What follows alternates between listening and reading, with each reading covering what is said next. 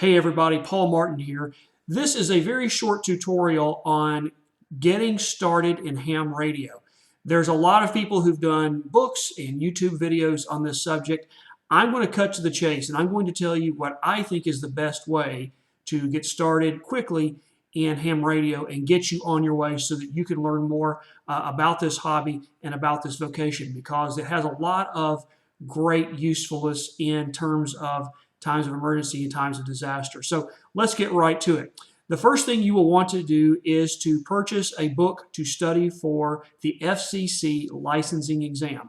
I recommend the books written by Gordon West. Gordon West has been writing ham radio books for ages, and he writes books to give people the answers to the test pool. When the FCC publishes a test pool, they tell you all the questions out there that they can ask you on the exam. They pull a certain number from the exam, I think it's 35 questions, out of this test pool each time someone takes the exam.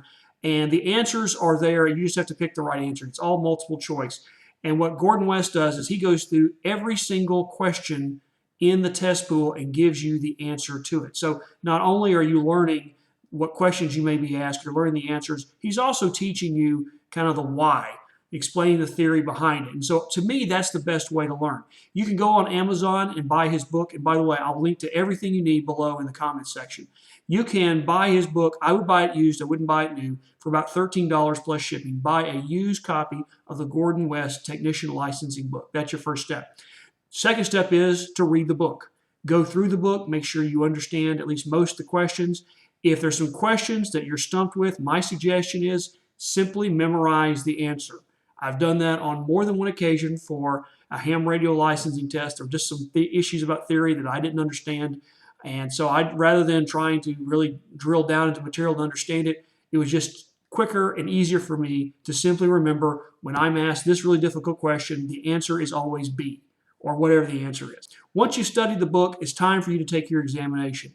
You will want to contact your local ham radio organization. They have volunteer examiners, often referred to as VEs, who are ham radio operators who volunteer their time to administer the exam. They've been authorized by the FCC to administer it. I think you pay a fee. It's like $10 to take the exam. So at this point, we bought a book for about $13 plus shipping, and we paid $10 for our fee. This has cost us $24 so far. Now, moving forward, once you pass the exam, it's time to buy your radio. There's lots of people out there who will tell you the various types of radios to buy.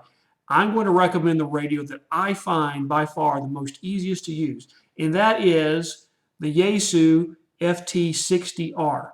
If you go on Amazon, you can buy this radio for about $170. Now, I can already hear people who are ham radio operators saying, but Paul, the Baofeng radio is much cheaper. For one Yaesu, you can buy 6 or 7 Baofengs.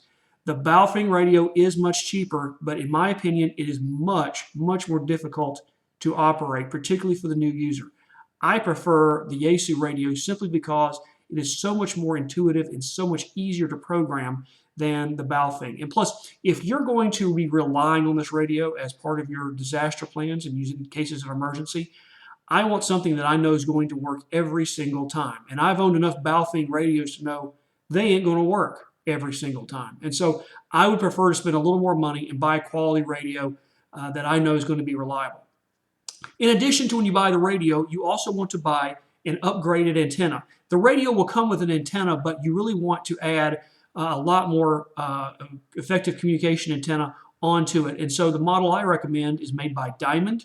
It is the Diamond SRH77CA. I will also link to that below. This is going to run you about $30 as well. So for the radio itself plus the upgraded antenna, we're talking about $200 all in.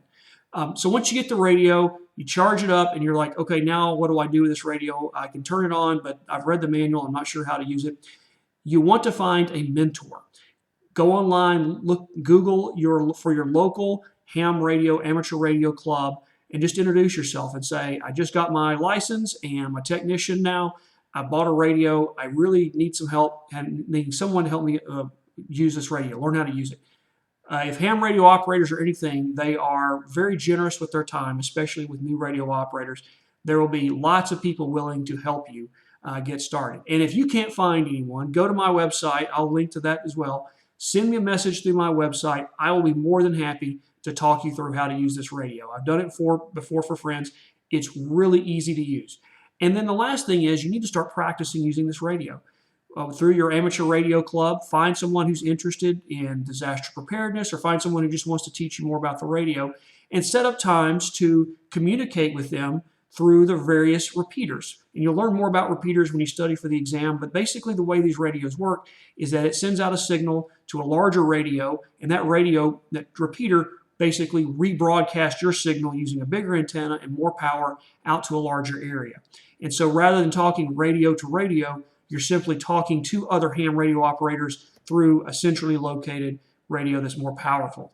That's called duplexing. You'll learn all about that when you take the test in the Gordon West book. But if you want to get started in ham radio, for $200 plus the study materials, you can buy a quality ham radio and something that's going to last you for a long time and will be reliable and will get you well on your way. And then you can decide if that's enough, or if you want to upgrade your license and start using some of the ham radio equipment that allows you to talk long distances. And so again, the sky's the limit, no pun intended, when you get into ham radio. But for those of you who are really considering about getting into this but really don't know where to start, that's how I would do it.